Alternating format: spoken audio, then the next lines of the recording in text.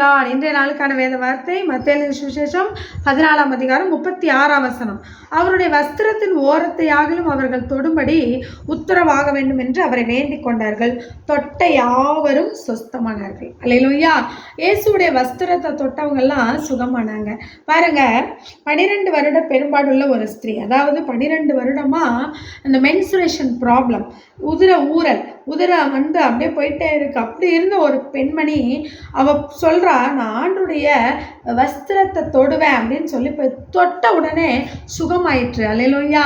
இயேசு கிறிஸ்துடைய வஸ்திரத்தை தொட்டவங்க எல்லாம் சுகமானாங்க. இன்றைக்கும் கூட அவர் உயிரோடு இருக்கிறார். பாருங்க, ஏசாயா தீர்க்கதரிசன புஸ்தகத்தில் ஒரு வசனம் எழுதியிருக்கிறது, அவருடைய வஸ்திர தொங்கலால் ஆலயம் மூடி இருந்தது.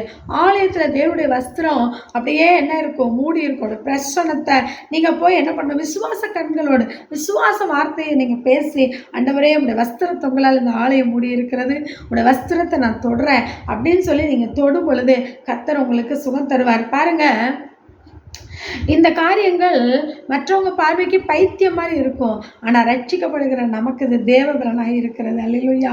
இந்த காலை வேளையிலும் கூட ஆண்டவர் உங்களுடைய விசுவாச பார்வையை விசாலப்படுத்த வேண்டும் என்று விரும்புகிறார். நீங்கள் விசுவாசத்தோடு ஆண்டுடைய சந்நிதியில் வந்து, ஆண்டவரே இது உங்களுடைய வஸ்திரம், இதை நான் பிடித்துக்கொள்கிறேன், என்னை சுகமாக்குங்கன்னு சொல்லி அல்லேலூயா உங்களுடைய அந்த ஆவிக்குரிய கண்ணோடு அந்த காரியத்தை நீங்கள் செய்ய முற்படும் பொழுது கர்த்தர் உங்களோட வாழ்க்கையில் அற்புதங்களை செய்வார். அவருடைய வஸ்திரத்தை தொட்ட யாவரும் சொஸ்தமானார்கள்.